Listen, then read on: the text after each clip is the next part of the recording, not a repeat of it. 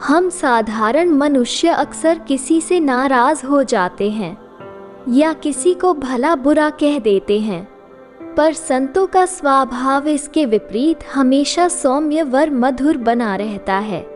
संत तुकाराम का स्वभाव भी कुछ ऐसा ही था। वे न कभी किसी पर क्रोध करते और न किसी को भला बुरा कहते। आइए इस कहानी के माध्यम से जानते हैं कि आखिर संत तुकाराम के इस अच्छे व्यवहार का रहस्य क्या था। एक बार की बात है, संत तुकाराम अपने आश्रम में बैठे हुए थे। तभी उनका एक शिष्य, जो स्वभाव से थोड़ा क्रोधी था, उनके समक्ष आया और बोला, गुरुजी, आप कैसे अपना व्यवहार इतना मधुर बनाए रहते हैं? ना आप किसी पे क्रोध करते हैं और ना ही किसी को कुछ भला बुरा कहते हैं। कृपया अपने इस अच्छे व्यवहार का रहस्य बताइए।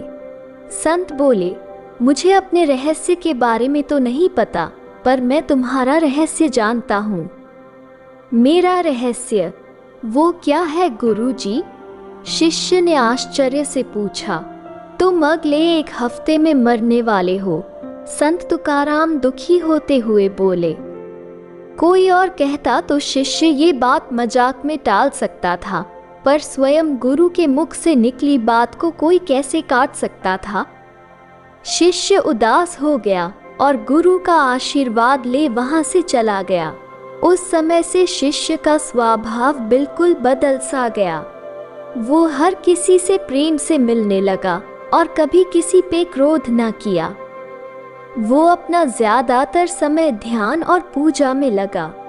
वो उनके पास भी गया जिससे उसने कभी गलत व्यवहार किया हो और उनसे माफी मांगा। देखते देखते संत की भविष्यवाणी को 1 हफ्ते पूरे होने को आए। शिष्य ने सोचा, चलो एक आखिरी बार गुरु के दर्शन कर आशीर्वाद ले लेते हूँ। वो उनके समक्ष पहुंचा और बोला, गुरुजी, मेरा समय पूरा होने वाला है, कृपया मुझे आशीर्वाद दीजिए।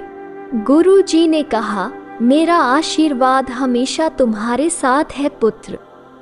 अच्छा, ये बताओ कि पिछले 7 दिन कैसे बीते? क्या तुम पहले की तरह ही लोगों से नाराज हुए, उन्हें अपशब्द कहे? गुरु ने प्रश्न किया।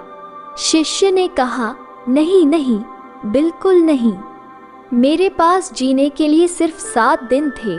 मैं इसे बेकार की बातों में कैसे गंवा सकता था?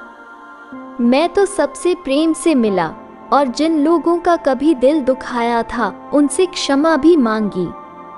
गुरु जी ने मुस्कुराए और बोले, बस यही तो मेरे अच्छे व्यवहार का रहस्य है।